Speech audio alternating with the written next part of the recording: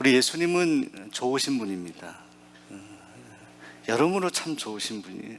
왜냐하면 우리를 구원하신 주님이시기도 하지만 그 구원의 방법, 내용이거든요. 주님의 메시지, 말씀인데 항상 주님은 정말 높고 높은 보좌에서 거룩한 그곳에서 이 땅에 비천한 곳에 오신 우리 주님인데 항상 이 땅에 맞춰주셨어요.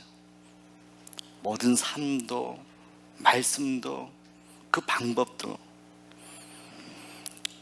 그 대표적인 것이 예수님은 말씀을 전할 때 하나님 나라의 비밀을 설파하실 때 비유로 말씀하셨다. 비유로. 아무리 배우지 못하고 무식한 사람도 다 이해할 수 있는 언어로 말씀하시고 또 비유를 말씀하시고 그 비유를 해석까지 해주신다. 특별히 오늘 우리가 읽은 말씀은요, 씨 뿌리는 자의 비유 말씀인데 우리 다 아는 말씀이에요. 오늘 오후에 쉐마학교를 시작하면서 또 앞으로 우리가 제자훈련 다음 주부터 모집을 할 텐데 올 한해 우리 안에 말씀이 충만하게 원하면서 이 말씀을 제가 다시 한번 묵상하는 가운데 저에게 주시는 영적인 교훈을 여러분과 함께 나누고 싶습니다. 씨를 뿌리는데 이 씨가 떨어진 장소에 대한 말씀이거든요. 주님은 잘못 떨어진 씨, 그래서 열매 맺지 못하는 그런 씨가 떨어진 토양, 밭에 대한 세 가지 이야기를 합니다. 처음에 길가에 떨어졌는데 이 씨가 자라질 못해요. 그것은 뭐냐? 주님이 설명하기를 말씀이 떨어졌는데 깨닫지 못하는 동안에 그 말씀을 빼앗아가 버리는 일이라는 거예요. 그러니까 우리가 말씀을 듣고 깨닫지 못하면요, 깨닫지 못하는 순간 그것은 또 다른 세력에게 기회가 되어버린다는 거예요. 그 사단이 가져가 버린다는 거예요. 그 귀한 말씀. 또 두 번째 떨어진 곳이 어디냐? 오늘 말씀에 보면 돌밭에 떨어져, 돌짝밭에 떨어졌는데 이것은 말씀을 들었을 때 기쁨이 있는데 환난과 고난을 겪을 때 그 나를 기쁘게 했던 말씀이 사라져 버리는 거예요. 여러분, 우리가 과거에 부흥회를 해서 아멘하고 오늘도 그렇지 않습니까? 여러분 말씀할 때 아멘 하시면 여러분에게 다 돌아갑니다. 그래도 아멘 안 하시는 분들은 할 수 없죠. 아멘 하면 여러분에게 다 돌아갑니다. 근데 여러분, 말씀에 정말 은혜가 돼서 자발적으로 아멘 할 수 있으면 좋죠. 그런데 그래서 기뻐서 아멘 하고 정말 그 말씀대로 살고 싶었는데 나가서 살다가 어려움이 오고 환난이 오고 곤란한 일을 겪게 되니까 그 말씀의 은혜가 그냥 어느덧 사라져 버리는 거예요. 이게 돌짝밭에 마음밭이라는 거예요. 그리고 세 번째로 가시떨기에 떨어진 씨를 비유하는데 이것은 말씀이 떨어졌는데요, 세상에 염려가 너무나 많아가지고 그 말씀이 그 안에서 씨를 발아하고 자라지 못하게 하는 거예요. 그리고 재물에 대한 욕심이 말씀이 자라지 못하게 하는 거예요. 그러니까 여러분, 우리 주님이 이 세 가지 비유를 하면서 이 말씀이 우리 안에 자라지 못하고 싹을 트지 못하고 열매를 맺지 못하는 그런 구체적인 내용을 해석을 하고 있는 거예요. 우리가 염려한다거나 또 재물에 대한 욕심이 너무 많다거나 또 우리가 고난과 환난을 당할 때 그것을 극복하지 못한다거나 말씀을 들을 때 아멘하고 그것을 나의 것으로 받아들이고 그 말씀이 내 안에 성취될 것을 깨닫지 못하면 우리는 그 말씀을 잃어버리고 만다. 그런데요, 우리 주님이 그렇게 실패의 사례만 말씀하는 게 아니라 주님은 이 말씀을 하기 위해서 이 실패의 사례를 얘기했어요. 말씀이 좋은 땅에 떨어질 때 그때 그 말씀의 씨가 열매를 맺는데 얼마나 열매를 맺냐면 100배, 60배, 30배의 열매를 거둔다 했습니다. 할렐루야. 자, 여러분 안에 그런 놀라운 열매가 있게 되길 소원합니다. 우리가 어떤 것을 원하더라도 2배, 3배 이렇게 원할 수 있겠지만 하나님 저에게 100배를 주세요, 하나님 저에게 60배를 주세요, 하나님 저에게 30배를 주세요, 이런 기도가 되어지나요? 잘 안 되거든요. 근데 우리 하나님께서 알아서 말씀이 우리 안에 뿌려지기만 하면 100배의 결실을 맺게 한다. 과거요, 이삭이요 100배의 축복을 받았죠. 여러분, 하나님께서 이 땅에서 주시는 축복도 하나님이 주시는 것인데, 사업하시거나 어떤 일을 하시는 분들 잘 들으세요. 여러분이 땀을 흘리고 노력해서 얻는 그런 것이 아니라 정말 하나님이 축복하시면 여러분이 상상하지도 못하는 것을 주셔요. 하나님이 영적인 것을, 최종적으로 우리가 추구하는 것은 영적인 축복이지만 이 땅에서 필요한 것도 주시는데, 하나님 그런 째째하게 주시지 않는다는 거예요. 그저 뭐 2배, 3배 주시잖아요. 조건이 있어요. 우리 마음에, 우리 심령의 말씀의 씨가 떨어져서 자라게 되면. 또 그 조건이 있어요. 우리 마음이 좋은 땅이 되면. 자, 오늘 저는 이 말씀을 묵상하면서 3가지 개념을 여러분과 함께 나누고 싶어요. 첫째로, 좋은 땅에 대한 묵상입니다. 여러분, 좋은 땅이 되시길 바랍니다. 옆에 계신 분들에게 좋은 땅이 됩시다. 여러분이 일생의 목표예요. 일생의 목표. 좋은 땅이 되는 거예요. 좋은 땅. 목사님, 저는 땅이 없는데 어디 땅에 좋은 땅을 만들어요? 땅 좀 주세요. 여러분, 이렇게 사방이 땅이잖아요. 조금만 나가면. 네. 사실은요, 사람들이 다 이렇게 금을 그어놓고, 우리도 서신 땅 지금, 여러분 서신 땅 좋은 일 생길 줄로 믿습니다. 그것도 과거 70년대 우리 권사님이 기증하신 땅, 우리 땅이라고 하는데 다 땅을 그어놨잖아요. 그런데 여러분, 이 모든 소유가 다 하나님 것이에요. 가만히 생각하면 좀 재밌어요. 이게 다 하나님 건데 사람들이 다 금을 그어놓고 우리 땅이라고 이렇게. 이 땅이라는 것은 눈에 보이는 땅이 우리 심령을 말합니다. 우리 마음. 여러분, 오늘 찬양 드렸을 때 내 마음에 노래가 있으니, 제가 노래 잘하나요? 그 한마디 듣는데 여러분의 마음이 움찔하신 거 있죠. 그거예요. 그 심령.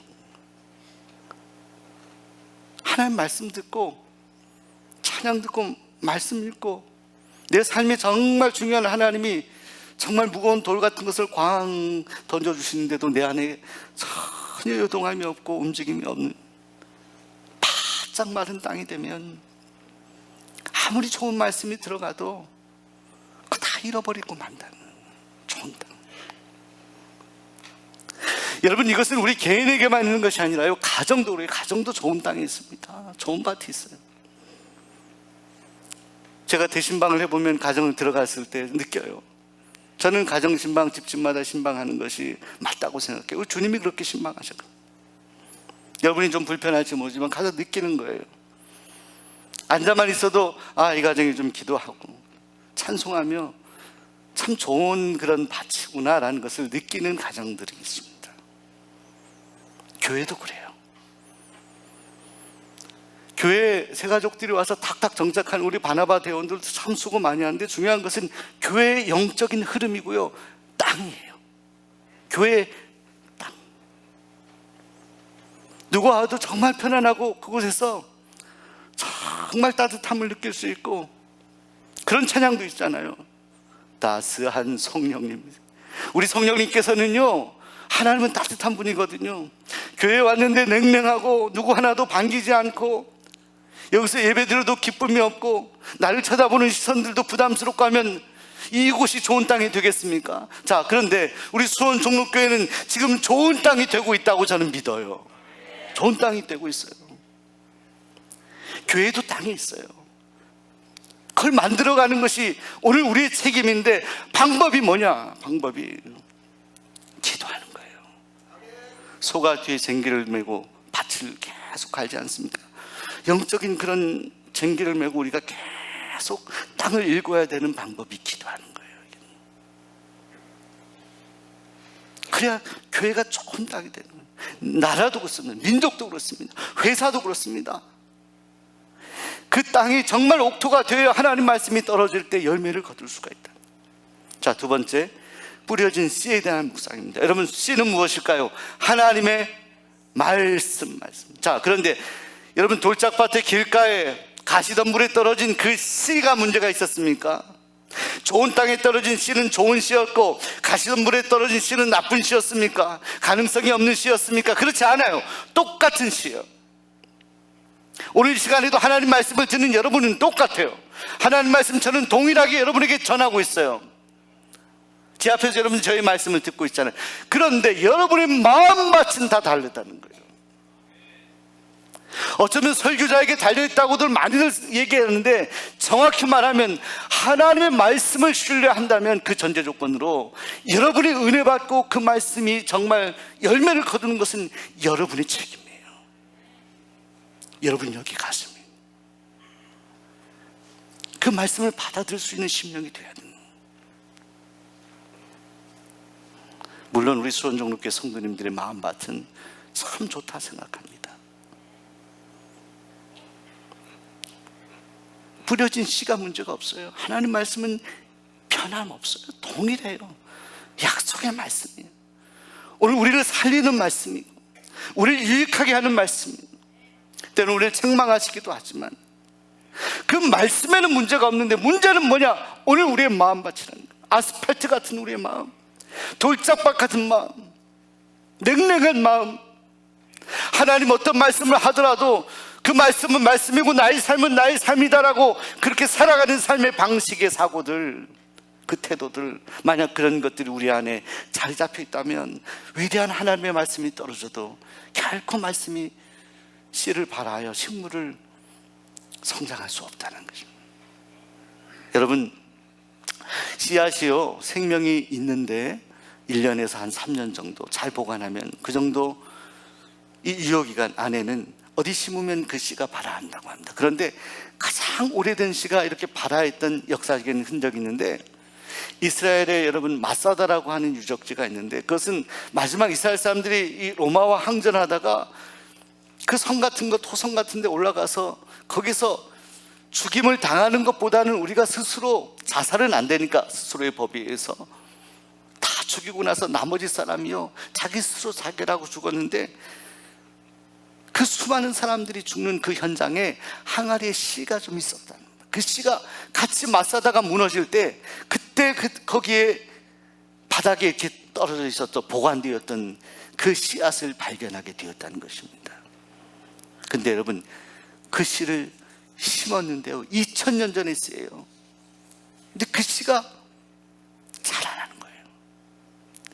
저거예요. 2.5m나 자랐다는 거예요. 저게 2000년 전의 씨예요. 대추의 아자 씨앗입니다. 960여 명이 다 죽는 그 현장에 같이 있었던 씨인데요, 저 씨는 떨어져서 죽지 않았어요. 죽은 것 같이 보였지만 죽지 않았어요. 다시 심었을 때 2000년 후에 다시 저 씨는 발아해서 저 생명을 피우는 것입니다. 자, 여러분, 하나님의 말씀이 죽은 것 같아요. 이 문자로 쓰여진 이 말씀이 움직입니까? 걸어갑니까? 이 문서된 이 글자가 어떻게 살아있느냐고 이렇게 반문할 수 있겠지만, 성경은 말씀합니다. 이 말씀이, 하나님의 말씀이 살아있다. 하나님 말씀. 왜? 그 말씀을 주신 하나님이 살아계시기 때문에. 그래서 히브리서 4장 12절에 히브리서 기자는 이렇게 고백했습니다. 하나님의 말씀은 살았고 운동력이 있어 좌우에 날샌 어떤 검보다도 예리하여 혼과 영과 및 관절과 골수를 찔러 쪼개기까지 하며 우리의 마음과 생각과 뜻을 감찰한다. 첫 번째 정의가 뭐예요? 말씀, 하나님의 말씀은 살았고 운동력이 있어요. 이게 첫 번째 정의. 사랑하는 여러분, 하나님의 말씀이 살아있음을 믿습니까? 예수님이 당시 2000년 전에 사람을 살렸던 방법은 무엇일까요? 예수님의 말씀밖에 없었어요. 하나님이 태초에 이 땅의 모든 것들을 암흑 가운데 창조하신 방법은 무엇입니까? 하나님의 말씀밖에 없었어요. 말씀으로 다 창조했어요. 예수님이 다니실 때 도저히 고칠 수 없는 많은 환자들을 고쳤던 방법은 무엇입니까? 일어나 걸어라. 내 믿음대로 될지어다. 고침받을지어다. 수없이 주님의 말씀을 선포하고, 가난하고 애통하는 심령이지만 그 마음이 옥토가 되었을 때 그 주님의 말씀을 받고 아멘한 사람들이 일어나고 치유되고 회복되는 놀라운 역사. 그 방법은 말씀밖에 없었어요. 말씀. 바벨론의 포로로 끌려가서 다시 예루살렘으로 돌아오는데 아무 희망이 없어 보이는 이스라엘 백성들이 다시 가슴에 불을 지필 수 있었던 방법은 뭐예요? 에스라, 하나님의 말씀이 있는 거예요. 말씀이 살아있는 것을 믿기 때문에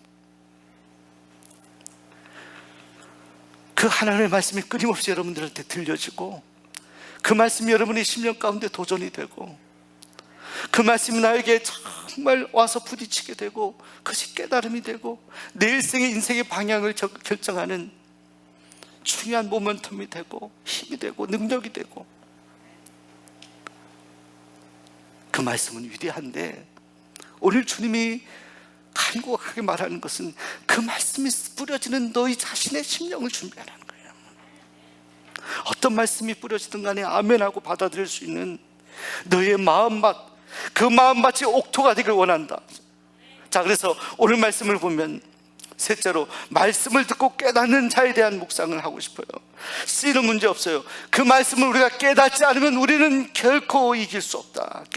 여러분, 깨닫다는 말은요 히라보로 쉬니엠이라는 단어예요. 그건 뭐냐? 전혀 경험하지 않았던 것을 새롭게 경험하는 거예요. 늘 물 표면만, 바다 표면만 보던 사람이 바닷속 깊은 곳에 가서 물고기도 보고 진귀한 그런 생명체를 보는 그 감흥. 전에 어떤 분이 80 이렇게 되셨는데 한글을 배울 기회가 없었다고 합니다. 아이들 키우고 어렸을 땐 부모가 뭐 한글 배울 필요 뭐 있냐 이래라 이러면서 그렇게 살아오다가 70 후반의 말씀을 하나하나 깨닫고 기역, 니은, 디귿 하는데 글이 읽어지는 거잖아요. 여기서 여호와의 말씀 이게 읽어지니까 이게 너무 기쁜 거예요. 여러분, 말씀을 그냥 여러분 글자를 읽는다는 것이 감격인 것이 이해가 되나요? 그런데 그분에게 감격이 왜? 그동안 말씀이 글자가 읽어지지 않아서 말씀을 읽을 수가 없는데 말씀이 읽어지는 거예요. 글자를 배우고. 이 쉬넴이란 단어예요. 전혀 깨닫지 못하고 전혀 느끼지 못했던 것을 새롭게 발견하고 새롭게 느끼고 새롭게 경험하는 일. 자, 이 깨달음이 오늘 우리가 말씀을 들을 때 있어야 된다는 거예요. 이 역사가 여러분 안에.